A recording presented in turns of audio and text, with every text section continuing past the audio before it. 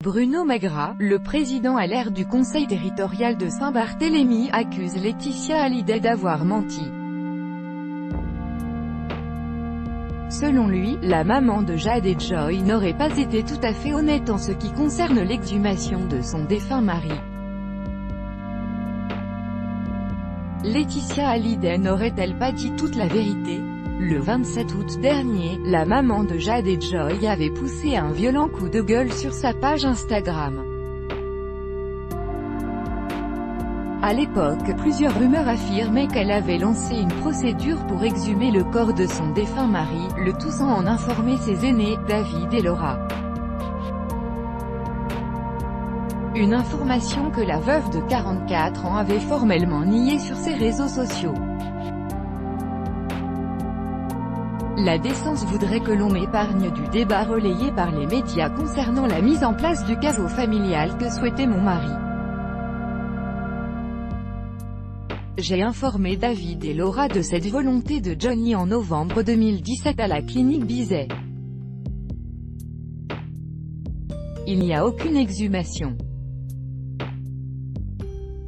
Oser l'écrire, le dire publiquement est une honte, avait-elle déploré en légende d'un cliché de la tombe de Johnny Hallyday.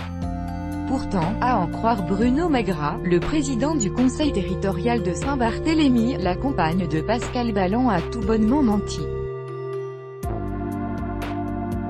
Une version contredite par des documents officiels dans un long entretien accordé au Figaro, l'homme politique de 68 ans a déclaré qu'il ne comprenait pas pourquoi Laetitia Hallyday tenait de tels propos. Contrairement à ce qu'elle affirme, il était bel et bien question d'une exhumation. La meilleure amie d'Hélène Darroze en a d'ailleurs elle-même fait mention dans plusieurs documents. Elle a elle-même écrit le mot exhumation dans sa demande officielle, a tenu à souligner le président de la collectivité. Sans compter que c'est exactement ce à quoi correspond la procédure demandée par la fille d'André Boudou.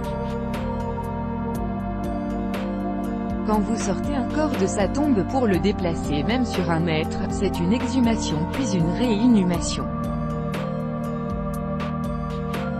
Il n'y a pas à discuter, estime Bruno Magras. Selon lui, Laetitia Hallyday n'a d'ailleurs pas perdu de temps pour mettre en marche le processus. Elle s'est adressée à mon secrétaire général pour demander les formalités. Elle a aussitôt reçu les autorisations et l'entrepreneur chargé de construire le caveau a pu se mettre au travail.